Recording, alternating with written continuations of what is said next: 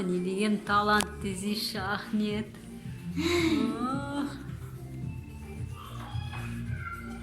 О, не деген тапқырлық. Мынаған қараңдар, мына жерге карандаш салып алыпты. Жарайсың. Керемет, бұндай талантты жасырып қалуға болмайды. Дамыту керек ары қарай.